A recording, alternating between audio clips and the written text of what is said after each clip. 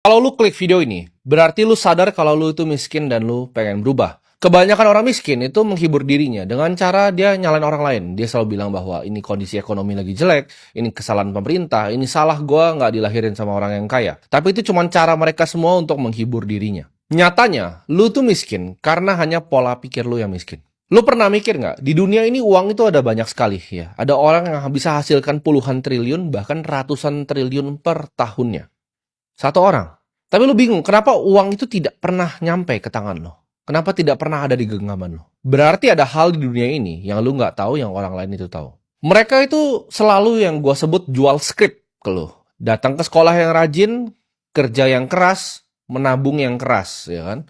Lu sekolah yang rajin, cari nilai yang bagus, dengan nilai yang bagus, lu bisa lamar kerja, lu cari gaji, gaji naik pelan-pelan, lalu nabung di celengan ayam. Itu adalah skrip yang ditanamkan ke lu sejak lu kecil. Jadi setiap kali ya lu punya pemikiran lain yang di luar skrip itu, lu akan ragu dan lu akan takut. Lu tidak pernah diajarin untuk nanya kenapa nasihat yang keluar seperti itu tidak pernah datang dari mulut orang yang kaya. Tapi ini kebenaran yang mereka tidak pernah mau lu tahu. Kalau semua sistemnya tadi, yang gue sebut dari sistem edukasi, ya, sistem pekerjaan, itu tidak pernah didesain untuk lu jadi kaya. Tapi itu lu didesain untuk sebagai hamster, ya. Lu jadi sebagai hamster yang lari di roda. Lu cuman muter, lu kelihatannya larinya kencang, tapi lu lari di tempat. Simpelnya, ya, ketika lu sekolah nih, lu lulus sekolah, lu dijanjin apa? Ketika lu lulus kuliah, lu pasti bisa dapat pekerjaan lebih gampang kalau S1.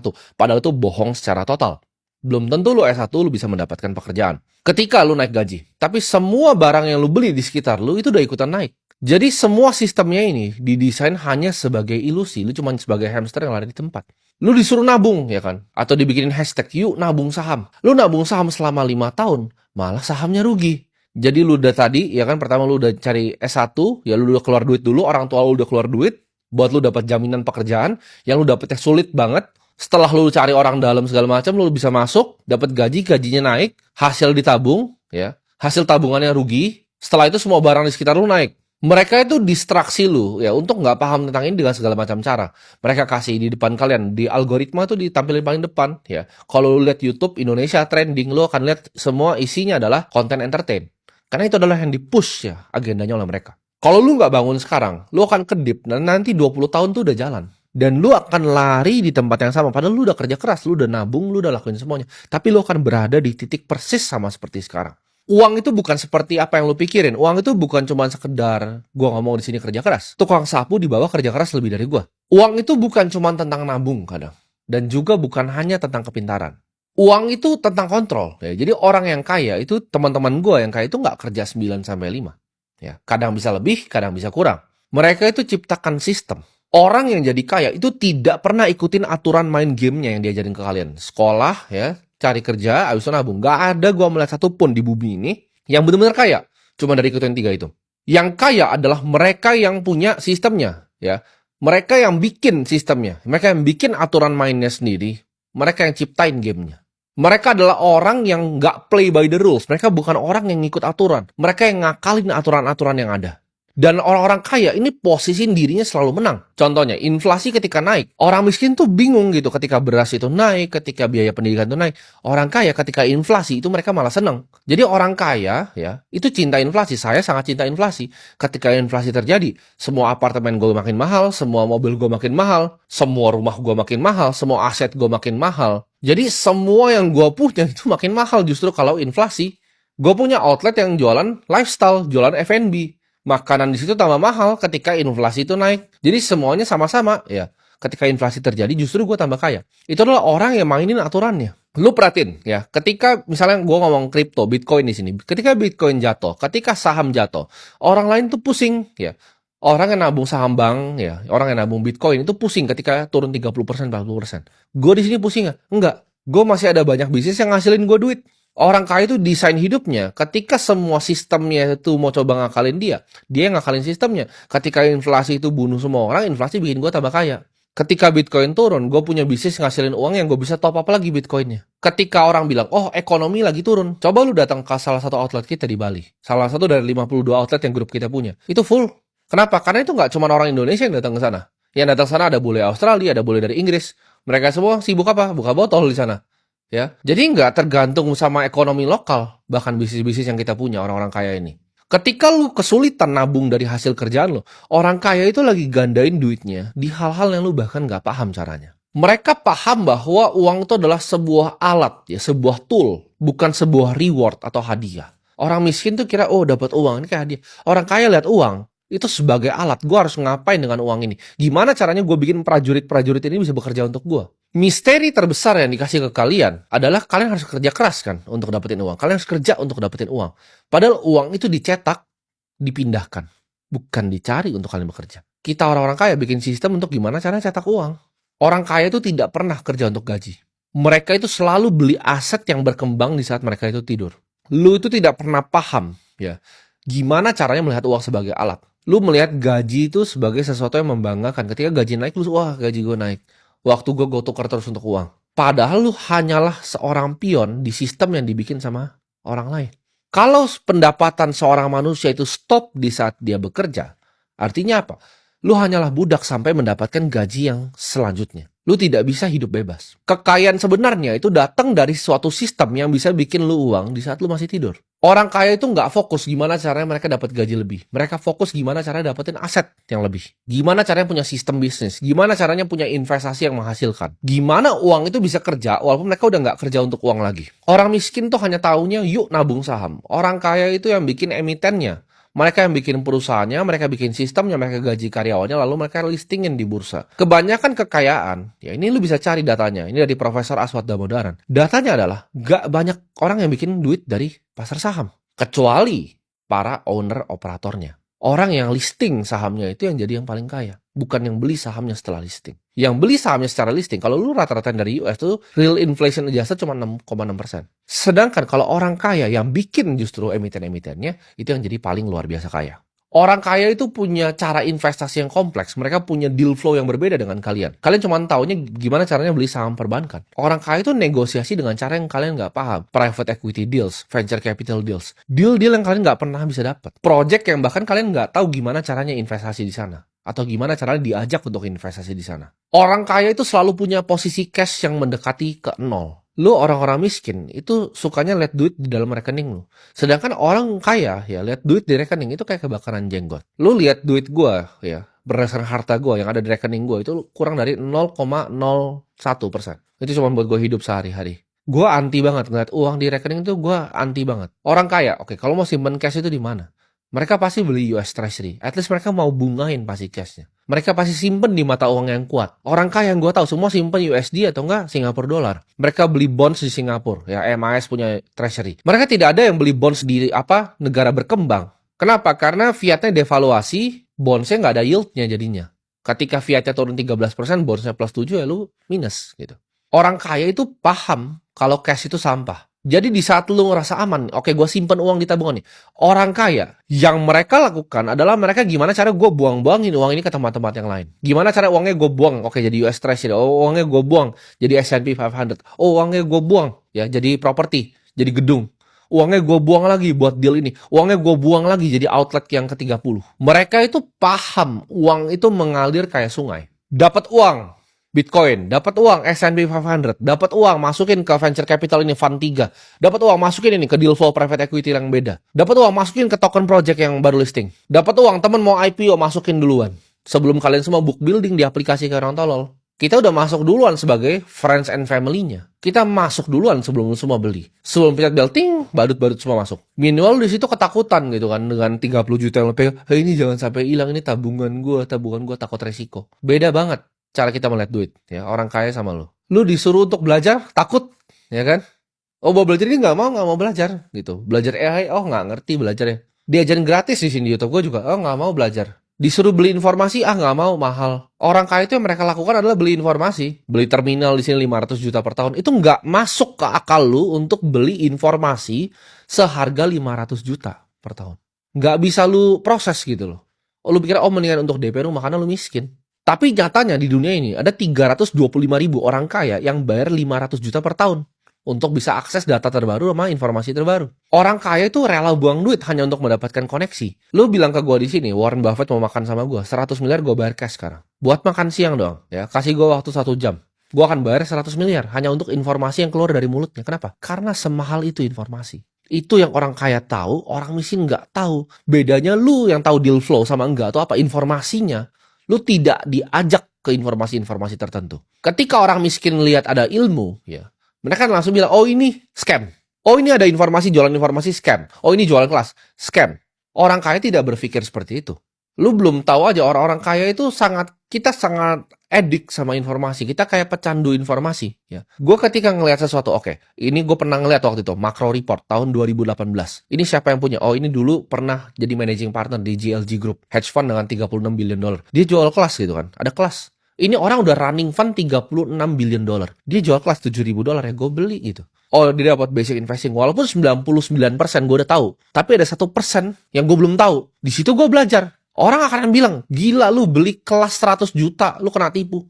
Enggak, gue gak kena tipu. Walaupun 99% gue udah tahu di situ. Tapi ada satu report yang gue bahas buka, ini menarik ini reportnya tentang makro. Mungkin ada yang tahu tuh gue sebut apa. Ini gue sebutnya di sini, nama kelasnya tuh Real Vision. Gue ketika gue beli, itu 7.000 berapa? 7.900 dolar. Gue dapat sesuatu, walaupun gue udah tahu banyak yang di dalamnya ya. Ketika gue buka course-nya, gue udah tahu banyak. Tapi gue dapat sesuatu, bos. Sedangkan gue suruh coba beli kelas 100 juta. Lu bilang, oh ini si Raul Paul ini scam ini. Dia orang kaya udah lama bego gitu. Dia memang bikin begitu untuk filter siapa yang mau masuk atau siapa yang nggak mau masuk. Lu lihat ya dari sistem sekolah, sistem perusahaan, sistem gaji, sistem perbankan. Lu pernah mikir seperti ini nggak? Kenapa ini semua didesain ya untuk orang miskin? Coba gue sistemnya bank ya, gue jelasin ke lu. Lu sekarang datang ke KPR ke bank. Bang, please minta tolong gitu kan. Saya mau KPR rumah. Lu harus ngemis ke bank. Sedangkan kalau gue nggak pernah ke bank, orang bank yang selalu datang kantor gue. Nganterin apalah segala macam. Mereka yang minta gue, Pak please mau nggak ambil utang 100 miliar sama kita? Coba, kenapa lu ngemis buat ngutang rumah ke dia, tapi bank itu yang ngemis ke gue untuk minta utang? Coba lu pikir pakai otak. Apakah sistemnya fair di situ? Apakah bunga yang lu dapetin berbeda dengan gue? Oh pasti. Itu didesain sedemikian rupa sistemnya supaya yang duit itu terkonsentrasi di atas, sedangkan yang di bawah ini cuma makan serpian roti. Karena kenapa? Orang kaya itu punya akses ke informasi yang lu tidak pernah punya. Ketika gue pernah dengar teman gue, dia lagi KPR, dia nggak bisa bayar. Lu nggak tahu bahwa hutang itu bisa direstrukturisasi, lu bisa datang ke bank untuk ngomong. Tapi lu nggak punya otaknya, nggak punya informasi, dan nggak tahu pengetahuannya. Jadi semua itu cuma skill issue, itu semua cuma ada di otak lu doang. Pola pikir lu doang yang kayak orang miskin. Contoh ya, gue bilang Bitcoin akan apresiasi 20-30% per tahun. Lu semua yang nonton borong Bitcoin gue, kalau ngikutin, bulan by bulan udah untung semua. Tapi masih ada orang yang portonya belum bertumbuh. Kenapa? Karena ketika dia turun 30%, dia jual, dia pikir dia lebih pintar dari gue. Lu panik ya. Ketika turun lu jual ke siapa? Ke gue. Ketika Bitcoin nanti udah 1 juta, 20 miliar, gue ketawain lu. Gue beli 50 Bitcoin, gue taruh di Instagram story, harga 16.000. Orang ketawain gue. Mereka jualan di situ. Belum ada itu yang namanya influencer kripto, 16.000 Bitcoin. Belum ada satupun di Indonesia yang ngomong konten gini tentang Bitcoin. Gue beli 50 waktu itu. Itu uang yang sama, ya didiemin. Itu profitnya 394%. Kalau lu cuma lihat Instagram story gue dan pikir, oke ini orang pintar gue ikutin. Tapi apa yang lu lakuin waktu itu? Dia kopi 80.000. Lu goblok, kan lu miskin. Contoh tadi pagi, partner gue bilang, oke ini ada token, kita mau eksekusi order. Gue bilangnya udah keluarin 1% dari porto 10M. Ceder, naik 13%. Dapat 1,3M. 10 menit.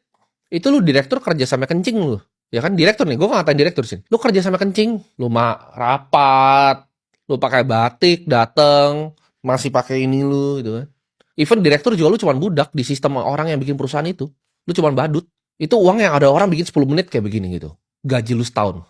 Berarti ada hal yang gua tahu yang lu tidak tahu. Lu udah dikasih informasinya pun, dikasih untuk nyontek informasi pun, lu masih skeptis. Gue udah kasih tahu ulang-ulang, pendapatan lo itu kalau tidak pernah diputar tuh akan jadi 0 ujung-ujungnya. Lo punya duit 100 juta, real inflasi, beras di sekitar lo terus mau naik 13-15%. Udah gue hitungin ke lo. 3 tahun itu berapa? Ya, 3,5 tahun duit lo setengah. 100 juta yang lo tadi tabung di celengan ayam lo, itu sisa 50 juta. Dalam 3 tahun bos. Lo kerja lagi, 3 tahun minus setengah lagi. Lu kerja lagi 3 tahun minus setengah lagi. Lu kira gaji lu naik, tabungan lu makin banyak, tapi aslinya minus setengah terus. Hal yang lu bisa beli di sekitar lu minus setengah, biaya pendidikan anak lu minus setengah. Terus lu masih tidak mau investasi, ya mati saja ke laut. Lu main pakai aturan yang sudah ketinggalan zaman. Semua tools itu gue beli ya. Gue beli Bloomberg Terminal, ada orang yang misal tulis cuman macro report, itu dia cuman kasih macro report loh. 100 juta cuman PDF anjing. PDF 13 lembar. Lu pasti pas baca itu, aduh gue kena tipu 100 juta. Lu goblok banget gitu. Padahal dia kasih tahu ini oil mau kemana gitu. Lu bisa selalu ngelakuin counter trade macro play yang dari PDF 13 lembar itu. Tapi lu gak ngerti caranya. Dengan edge informasi, gue punya informasi yang lebih dari lu. Gue itu bisa bikin 1,3 miliar dalam waktu 10 menit. 10 menit tadi pagi. Bahkan belum ketemu gue sama partner gue. Lewat WhatsApp, bos. Tembak, ceter. Close posisi. Nah, gue udah tanya lu sekarang. Lu udah tahu gamenya bahwa di mainin tuh berbeda. Lu mau tetap jadi budak, ya. Atau lu mau jadi orang kaya yang belajar untuk mainin sistemnya, mainin gamenya. Tidak sesuai pada aturannya. Orang kaya tuh uangnya gerak terus, ya. Jadi uang lu jangan diam di rekening. Kalau lu mau keluar dari sistem, lu harus mikir cara yang lain. Cara yang lebih efisien. Cara untuk ngakalin gamenya. Ada cara yang bikin uang tuh lebih efisien dibanding yang lu lakuin sekarang. Oke, ini gue contoh paling sederhana deh, yang paling sering beredar gitu kan, yang paling sering beredar gitu. Orang miskin tuh karena dia sangat takut resiko, mereka punya kepercayaan goblok tadi dengan sekolah, kuliah, kerja, nabung jadi miskin. Nah, mereka kan udah diajarin gini kan, dari kecil. Jadi ketika ada sesuatu yang ngasih hal yang baru, mereka langsung tolak dengan semua kepercayaannya. Contoh, trading kripto itu judi. Berapa kali lu pernah dengar itu? Trading kripto itu judi. Trading options misalnya. Options market itu adalah judi. Kenapa? Karena kalian taunya yang benar-benar judi, yang zaman dulu afiliator goblok itu mainin binary option. Itu saking gobloknya negara ini, kayak barang finansial itu bisa dijual. Jadi semua orang masyarakat otaknya jadi goblok gitu, bilang trading itu adalah judi. Gua tanya di sini, siapa lu dari 1,9 juta ya subscriber gue sini yang tahu namanya Susquehanna, SIG? Nol pasti yang tahu. Lu tidak tahu itu apa. Lu ngomong, oh trading itu judi. Ada orang namanya Jeff Yash tahun ini, ya dia bikin uang 280 triliun. Nama perusahaan hedge fund-nya adalah Susquehanna International Group, SIG. Lu tidak tahu, ya, Citadel itu siapa, Ken Griffin itu siapa. Dia beli Stegosaurus, ya. Itu triliun dia beli. Cuma buat lucu-lucu aja gitu. Dia beli penthouse paling mahal di US. Itu semua dari mana? Dari trading di market. Ya, dari bikin hedge fund. Ada yang besar gitu. Lu bilang trading kripto itu judi. Lu cek coba, Jump Trading, Jane Street, Wintermute. Otak lu itu tidak ada gitu. Otak lu tuh tidak ada sama sekali. Bahkan lu asal ngomong aja ketika ada orang ngajarin sesuatu, oh trading itu judi. Ada orang yang bikin 280 T per tahun. Dia tahu sesuatu yang lu tidak tahu. Bahkan dia tahu sesuatu yang gue tidak tahu. Kalau gue bisa ketemu sama Jeff Yash tatap mata, gue akan belajar banyak sama dia pasti. Oh begini caranya bikin strategi market neutral yang lebih efisien untuk options market itu seperti ini. Dia mungkin sekolahin gue gimana caranya quant trading yang paling efisien. Gimana caranya melakukan statistical arbitrage yang paling efisien. Lu di sini nggak paham bahkan market neutral itu apa. Karena lu goblok banget. Otak lu nggak beda sama kodok yang tadi gue lihat di bawah. Makanya lu bingung. Makanya rekening lu 30 juta. Gue bikin 1,3 bisa 10 menit. Kalau otak lu tuh kayak kodok. Lompat gitu kan. Jeff Yash itu dulunya pemain poker. Dia belajar gimana caranya menang di options market. Orang tuh banyak yang salah kaprah gitu. Karena iya media gitu kan. Oh founder startup ini segala macam. Coba founder startup lu suruh beli rumah dong 200 juta. Kayak Ken Griffin. Nggak mampu bos. Suruh beli rumah 5T nggak bisa. Nggak ada uangnya. Karena mereka cuma valuasi yang ngambang sebelum IPO perusahaan buat mereka buang di retail goblok kayak kalian semua. Grab, IPO sadar, buang, dar, selesai. Kalian yang retail, oh beli, miskin. Gamenya begitu terus gitu loh. Kayak kapan kalian mau sadar? Lu dengan otak ikan lu yang kecil itu, lu selalu skeptis dengan semua hal. Oh, trading crypto scam. Oh, ini scam. Gue udah bilang kripto itu adalah masa depan. Lu masih nggak percaya. Ya wes, kan mau gimana gitu. Lu suka bilang seperti ini ke gue. Gue suka percaya motivasi Timothy, tapi kalau kriptonya gue nggak dulu deh. Kan lu goblok banget. Lu bodoh banget. Lu tuh mikir lu pintar gitu kan. Lu hebat gitu. Oh, dia lu ngatain orang itu. Dia pejudi tuh karena dia trading kripto. Gue kasih tahu ya, orang-orang hedge fund tadi yang gue sebut itu bisa beli hidup lu sampai buyut lu tuh 100 generasi ke atas. Tuh nyari duit itu nggak bisa, lu nggak bisa nyari kayak mereka. Lu sampai mati pun nggak bisa nyari duit kayak mereka. Ketika portfolio gue naik 10%, gue bikin 100 miliar. Itu lu kerja sampai mati. Sampai lu masuk tanah, sampai lu bawa tanah, lu nggak bisa cari duitnya. Bahkan orang-orang tolol tuh harus korupsi kan untuk dapat duit kayak begitu. Ada caranya untuk bikin duit di dunia ini. Tapi ketika orang yang bisa bikin bahkan mau luangin waktunya untuk ngomong ke lu skeptis gitu kan. Kalau bisa kaya dari sini, kenapa diversifikasi? Suka-suka gue bos. Orang kaya itu selalu tahu untuk cara taruh duitnya di mana. Apa aja project yang mereka mau bikin, apa aja yang mereka mau kembangin. Ketika lu lihat suatu paradigma yang baru, oh AI itu scam, oh crypto itu scam, otak lu yang scam. Ketika habis nonton ini, lu sadar gamenya itu baru lu mau mulai atau enggak. Antara lu mau main ya, untuk kalah doang, atau lu mau menang di gamenya. Itu cuma semua di pilihan lu. Setiap jam ya, habis lu nonton ini, lu nunda, ada orang yang langsung belajar. Ada orang yang langsung take action. Oke, gue mau belajar. Oke, gue mau beli informasinya. Gue bahkan udah sebut tadi informasi yang gue beli. Ya. Tapi lu gak bakal beli kan? Lu gak bakal bisa beli kan? Gak punya duitnya juga, gak punya kemauan ya wes gitu kan. Dan orang yang take action sekarang untuk giat investasi ke ilmu, investasi ke informasi, investasi ke dirinya sendiri, belajar aset-aset masa depan. Mereka semua yang akan ambil masa depan lu. Mereka akan rengut masa depan lu dari muka lu. 90% ya yang nonton video ini akan balik persis ngelakuin apa yang mereka lakuin. 1,9 juta yang nonton ini nanti, itu akan balik persis lakuin apa yang lu lakuin selama 5 tahun ke belakang dan 20 tahun ke depan. Kerja, gaji, nabung, miskin. Akan sama. Mereka akan hindarin resiko. Kayak itu tuh penyakit 90% dari orang. Oh, mau taruh uang di informasi, takut. Lu gak punya uang. Dia pasti mau ngambil uang gua. Ya itu lu semua pecundang-pecundang. Lu itu yang masukin diri lu sendiri di penjara finansial lu sendiri. Lu yang bikin kerangkengnya, lu yang masuk sendiri, lu yang gembok sendiri.